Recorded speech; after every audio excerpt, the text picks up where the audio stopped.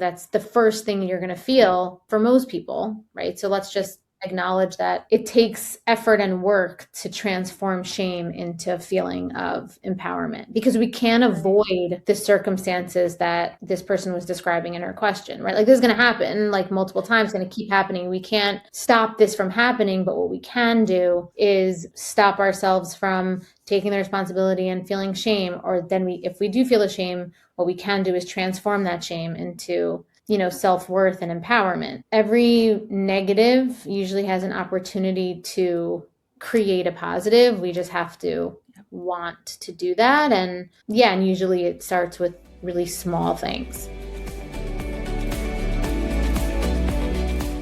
Hello and welcome to another new episode of Emotional Eating Unwrapped. Brittany and I are back. We are back with our second episode of a recurring series that we have now decided to call Q and Alana. It's our Q&A series, in case that wasn't obvious, but welcome to our second episode. Hi, Brittany. Hi, Alana. I'm excited. I know. Same. I am excited. I mean, these are the episodes where, we get to really get granular and slow things down and really dig into some questions that I think people sometimes think they're the only ones that think these things. And I think sometimes the questions can be really simple and there are, simple answers, but just hearing the fact that we pull questions that a lot of people ask. So you could always sit there when you're listening and know that you're not alone, and just excited to dig in today. Yeah, me too. I'm really excited to get into these questions. And audience, just so you know, this series only works if you're a part of it. And if you have questions about eating, hunger, cravings, or your relationship with food, we want to hear it in your own words. You can leave us a short voice note at speakpipe.com/emotional eating unwrapped. That's speakpipe.com/emotional eating unwrapped. That's where we pull some of these questions from. And we are going to include more in the next one. So please send in your questions if you have them. Amazing. Lovely. Thanks, Brittany. Thank you so much. And then we're going to jump in a second. But before we jump in, I want to introduce myself to you. If you are new to me, my name is Alana Kessler. I'm a registered dietitian, functional dietitian. I've been in this health, this wellness space, this industry, quote unquote, for 20 plus years. I've done everything under the sun in this industry, but my passion is helping people find love with their body, lose weight if that's what's important to you, which for many it is, and that is okay, reconnect with themselves, overcome any kind of emotional or addictive behaviors and patterns with food, and just live your best life, because that is what you have been put on the earth to do. So if you are new here, you've been here before, welcome and welcome back. And with that, we will dive right in today. Brittany, hit me with the questions. So our first question has really hit me. It really hit me because I feel this for myself a lot too. So this one got to me. So I picked it for our first question. Some days I don't feel hungry at all, and other days I feel like I could eat nonstop. I keep wondering what's wrong with me because it feels so inconsistent. First of all, you said it hit you hard. I feel like I definitely feel this way myself. First of all, I just want to normalize that. That's a very normal human thing is to have this type of inconsistency, unpredictability with hunger. So I think the first thing that I would say is to get comfortable with this being a normal thing, not something that's abnormal. I think we're so quick to make things wrong with what's going on in our bodies. And one of the biggest things that I have learned about just healing and coming to terms with my own body and relationship with my body is to really learn how to normalize these types of occurrences and experiences with hunger. So that's the first thing. The second thing is hunger is influenced by a lot of different things. So it really is important that you start to take a look at some of the obvious and even non-obvious triggers that might be impacting your hunger environmentally, circadian rhythmly, which is like your sleep cycle, and just start to notice what about your lifestyle is impacting your energy, right? Because remember, we feel hungry when our body needs energy, whether or not it's obvious to us or not. And a lot of times, our mental energy takes a lot of energy from our system, and our body will think that we need food. And sometimes we might not. The other thing is hormonally, right? Wherever we are in our hormone life cycle, that impacts hunger as well. So, a lot of these things that are physiological are impacting your hunger that have nothing to do with you or your character or your discipline. And so I think just beginning to zoom out and creating that narrative and that relationship, even though it might be uncomfortable, to experience this, creating this distance between this meaning something about you and, and just realizing that it's not about you. It's not about your failure or your success in that sense. Yeah.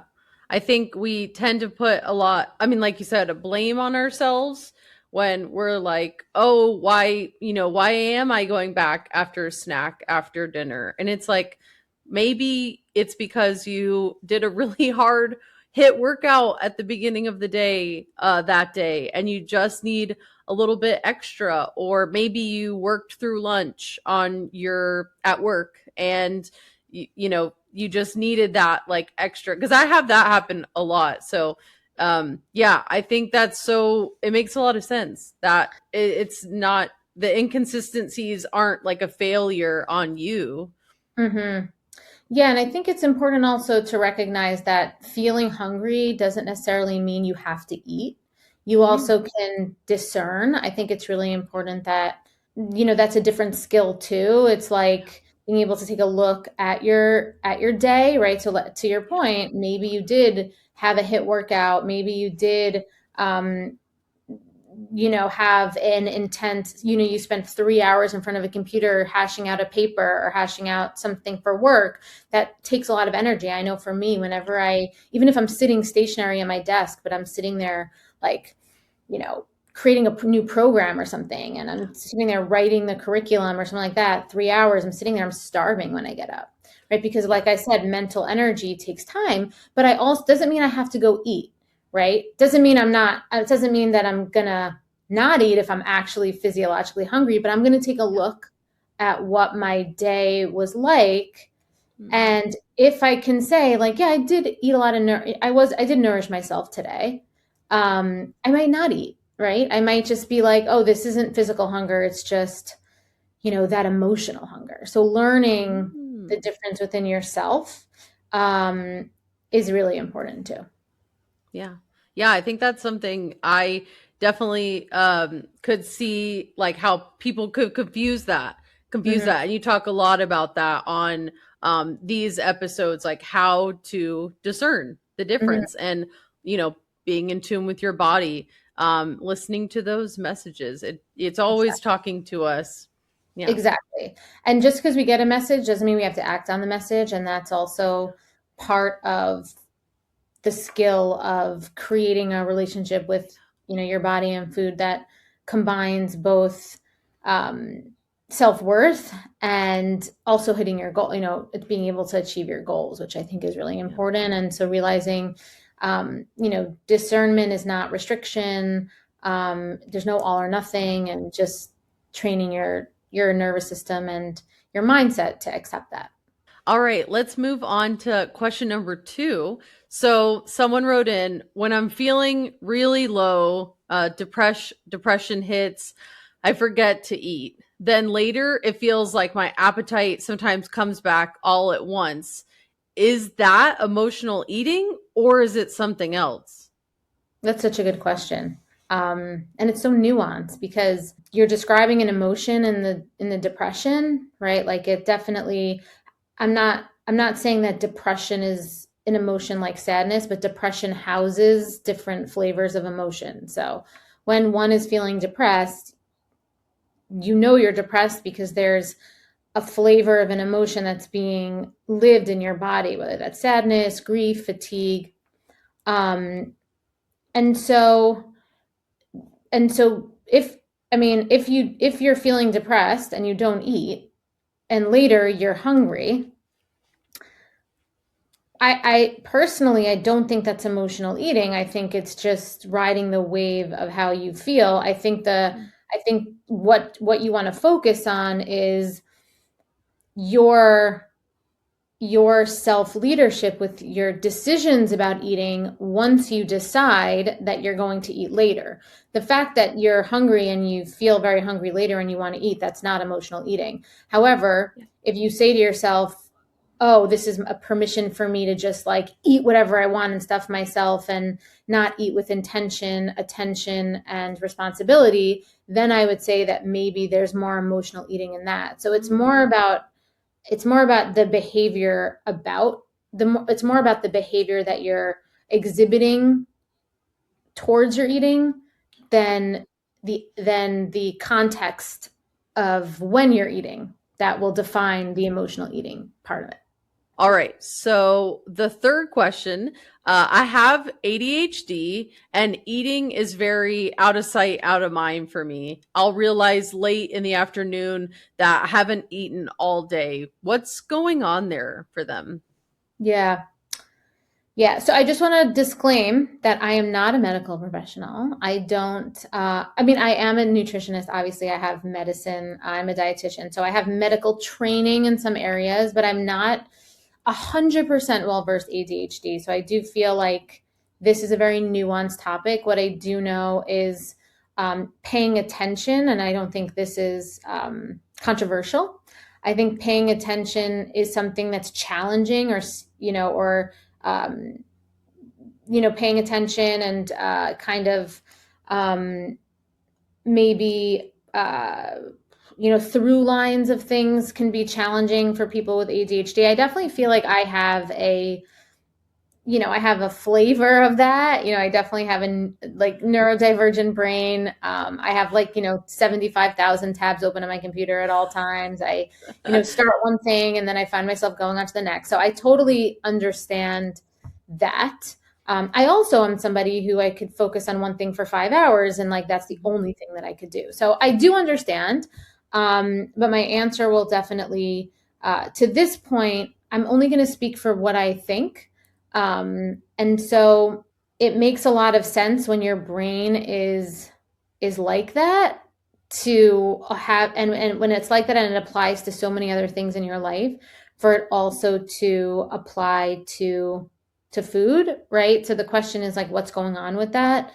I think it's just how your brain is wired and it's probably again like I said how you relate to other things if it's starting to impact your energy, if you notice that it's starting to create negativity and like things, and your quality of life feels like it's going down because you're not able to remember to eat, or your eating becomes super inconsistent, that it's impacting your performance, things, at work or whatever it is, or just in life and in general, you find your energy levels are just high and then low, and it's just really inconsistent because of the eating, you've recognized that that's the case, then I think it's important that you set up things in your life like timers or certain things to remind you to eat, right? And to remind you to stick to the routine and then make that a priority for you. At the end of the day, we could have all of the guardrails in place, but if we don't prioritize them and we still kind of ignore them, it's not going to work for us. So it's twofold. It's having things in place to support your consistency with eating. And then it's also making sure that you've created the mindset and the commitment within yourself to prioritize that. Yeah. I mean, anything else? I mean, I know you also have a neurodivergent brain too. Yes, Is there anything else I'm well, missing? the thing that resonated with me too is the focusing on one thing for like 5 hours, and not like moving or getting up. And I definitely have that, but I do try to practice like what you're saying about the setting timers, and it really is just for me prioritizing myself and just that remembering that kind of that fill your cup thing, like Mhm. that's what it is for me. Yeah.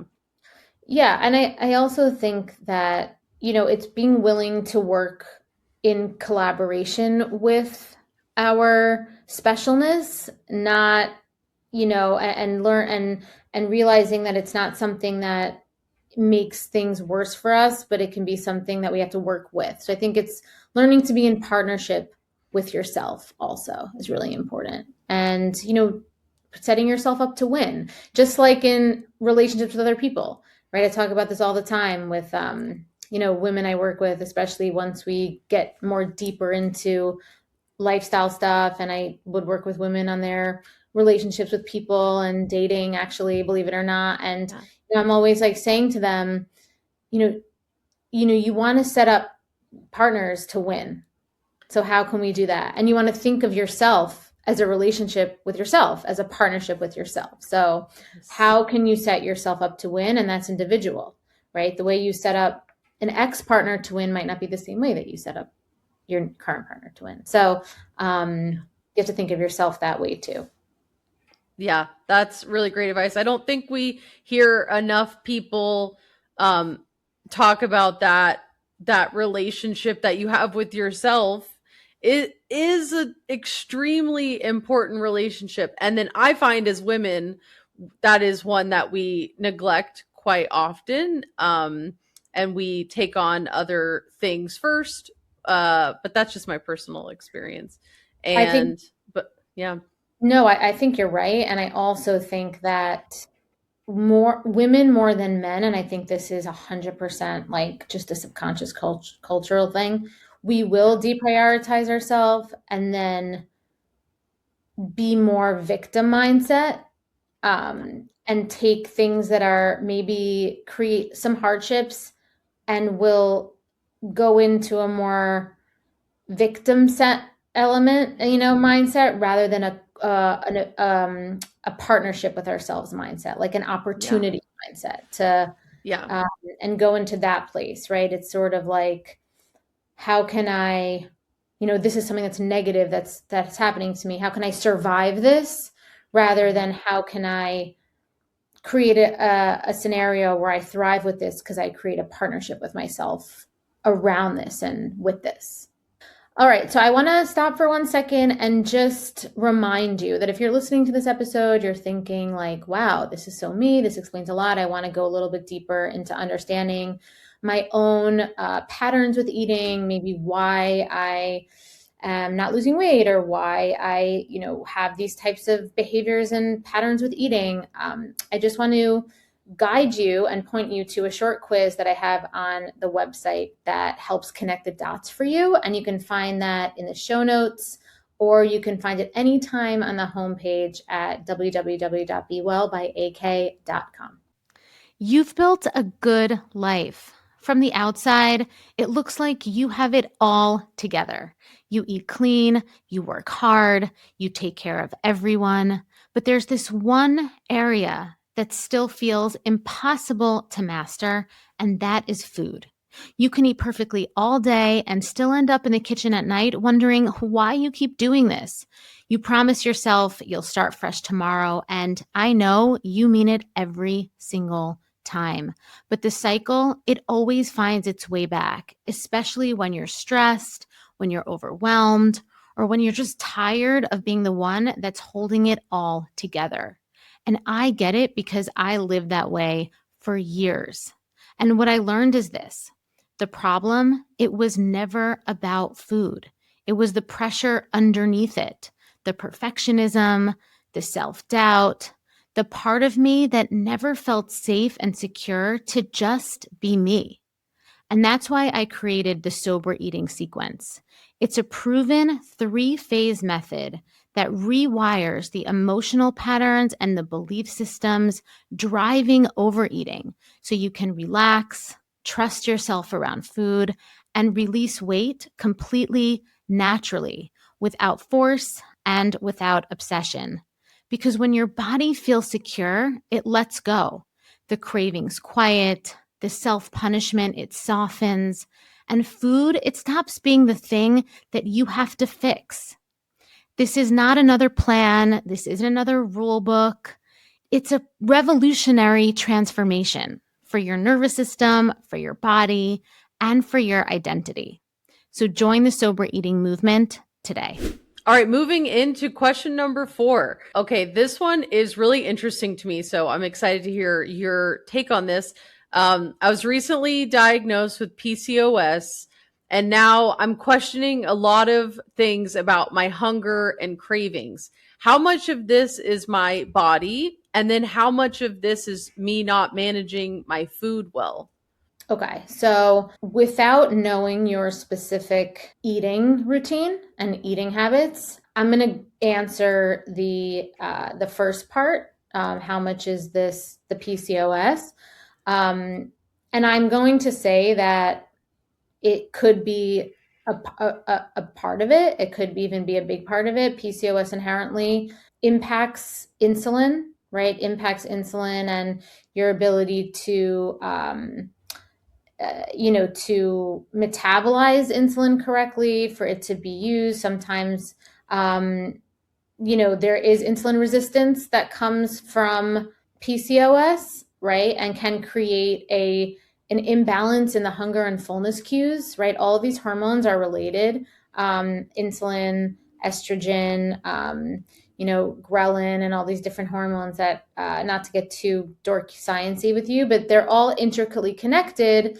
And when they work together well, there's this nice ebb and flow of hunger and fullness, hunger and satisfaction, hunger and fullness. PCOS inherently disrupts that. So definitely, I would say that it could be a factor. And then,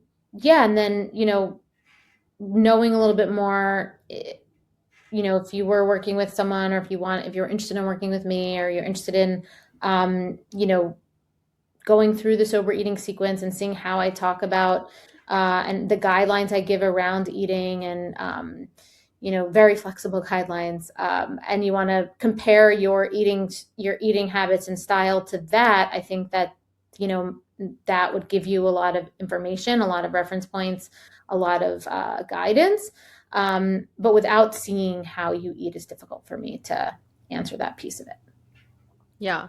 No, I think that's validating though for women with PCOS recently diagnosed, or maybe, having this feeling of it's not, I think it goes back to kind of the first question we were talking about, where it's not always about like you necessarily, like it's not a failure, but this could be something that you're experiencing and worth looking into investigating, with a medical professional, your program.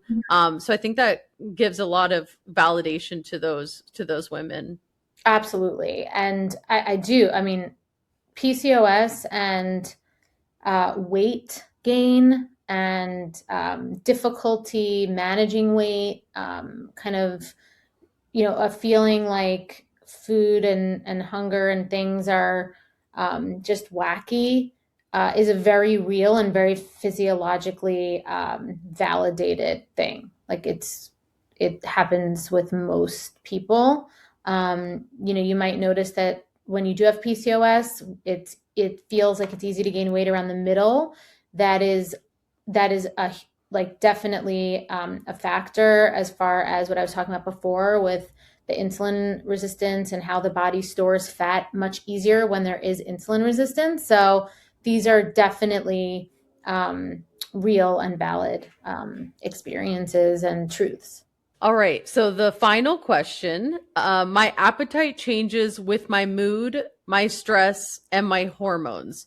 And I feel a lot of shame around that.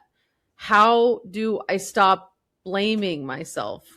Yeah. Oof. That's such a doesn't that question hit you so hard? Because I feel like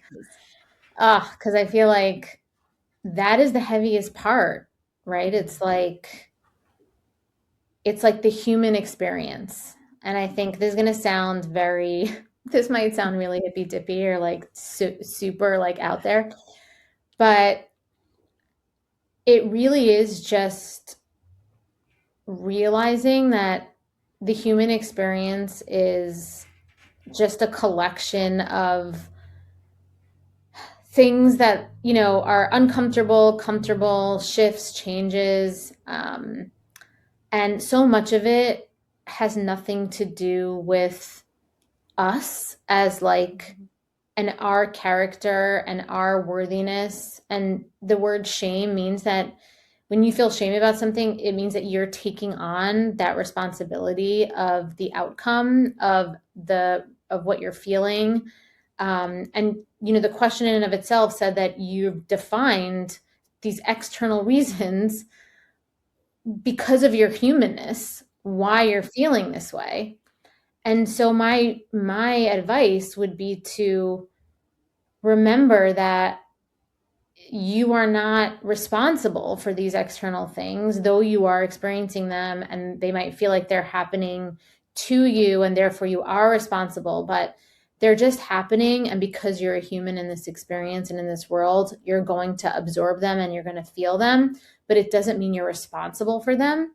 So when you separate responsibility from something that's happening with you and to you, and because you are in collaboration with the world, I hope that it gives you a little bit of space to let go of some of that responsibility that's causing the shame, because the shame is only going to be felt when you feel responsible. Now you can't avoid the discomfort that you're feeling, or you can't, but what you can do is you do have control over how you choose to act from this uncomfortable place, right? So when something uncomfortable happens, we can, a lot of times humans go two ways. They go the shame way, where we take responsibility for it, or we go the rebellious sabotage way, where then we do things, you know, either mindlessly or because we don't bring enough mindfulness to it, that sabotage us and you know, and harm us, and kind of you know, and kind of do the opposite, take us to the opposite of where we actually want to be and feel, right? And so the way that you can not have shame is by not taking responsibility for this.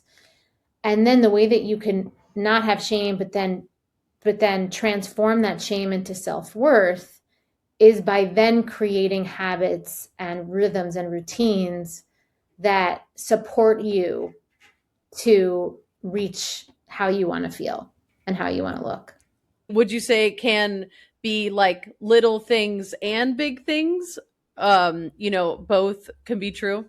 Yeah, I mean, it can be like little things, I think, are more important than big things when it comes to creating a foundation of self-worth and moving from shame to feeling empowered, right? Like it's normally just little commitments that we keep to ourselves that can make us feel better. So once you define those things for yourself, it's important that you commit to those things and you make those habits, right? On some level, shame is easier, right? It's sometimes easier to just like feel bad and like feel shame and kind of go there, because and it's easier, and it's also the lower hanging fruit, because when things are uncomfortable, and we're feeling in a bad place because of external things, the shame is just easier to access, right? It's an easier access thing, but it's not the most elevated and evolved way we want to be. But getting to that place means you need to transform the shame. That's the first thing you're going to feel for most people, right? So let's just acknowledge that, you know, it takes effort and work to transform shame into a feeling of empowerment, because we can't avoid the circumstances that this person was describing in her question, right? Like this is going to happen like multiple times, going to keep happening. We can't stop this from happening, but what we can do is, stop ourselves from taking the responsibility and feeling shame. Or then if we do feel a shame, what we can do is transform that shame into, self-worth and empowerment. So, every negative usually has an opportunity to create a positive. We just have to want to do that. And and usually it starts with really small things that you commit to. I think that's really great. I think that's such good advice. Like, I don't know what it is about for me, that idea of like if maybe there's something to do with my personality or, the way I move through life, but I'm a very black and white kind of so it's like an all or nothing for me, but it's something that I'm working on. I work through every day to remind myself to do the small things. But I to hear it from you, and then speaking to that of like all of those small things really add up, and just those commitments that we make to ourselves, and not losing sight of that is really important, and how that can make great change. Yeah. Yeah, and you'd be so surprised at like how small of a thing it will change your mood and will change your feeling about yourself. You'd be so surprised. Like we think it has to be this huge overarching, like, oh, okay, I must commit to 30 days now, this whole thing. A lot of times it's literally me just going and getting gas in my car, like getting up, getting gas in my car, watering my plants, making sure my bed's made, folding the clothes that I have thrown on the floor and, or let pile up on my bench, right? Doing those 4 things, I all of a sudden feel productive. I all of a sudden feel good, right? And I also let myself receive those things as being enough, right? I'm not like, oh, I just did these stupid little rituals, but I haven't done the big thing that really is going to transform my attitude towards myself. No, I let myself know that these things, I want to set myself up to win, right? Like to before, like I choose to make these things bigger things to transform my behavior. I'm looking for the opportunity to move from a feeling of shame or like, self just negativity to positivity. I want that to happen. So I think that that's really important too. You need to want to move out of the shame feeling. Yeah. Yeah, that's huge. That is huge. Well, Yeah. that gave me a lot of clarity, and I hope that the people listening also, we answer your questions and you got the answers you needed. And there's so many resources that Alana offers for like all of these types of questions, concerns, comments. And so we just really hope that you'll dig a little bit deeper into some of those resources, listen to other episodes. I know you have episodes on when, like the dopamine loop. That one has a lot of really good information. I'll put that link in the show notes to that episode, and just like the small things to take care of yourself. But I hope this episode really helped. And what really stood out to me hearing some of these questions when we were putting these together is how much pressure people are carrying to eat normally, even when their bodies are dealing with a lot behind the scenes. So it makes sense that a lot of this would feel confusing for people, and your body is juggling more than one thing on any given day. But hearing how your answers came together made a lot of sense for me. And if you want your question featured on another Q and Alana episode, you can leave us a voice note at speakpipe.com slash emotional eating unwrapped. That's speakpipe.com slash emotional eating unwrapped. And that's where we're going to pull all of our questions from for our next episodes. Yeah, amazing. Yeah, I cannot wait. I cannot wait to hear those. And again, thank you guys so much for listening. Like we always say in every episode, we love when new people get to hear our episodes. And what helps that is your participation, your 5-star reviews, your reviews on Apple, where you like write how much you love the podcast. It just helps so much get our podcast up there so that people can hear that. So thank you so much. And if you're watching on YouTube, please like and subscribe. We're growing there, which we're so excited. Yay. And that's it. So until next time, I'm Alana and Brittany. Thank you for listening to Emotional Eating Unwrapped. See you next time.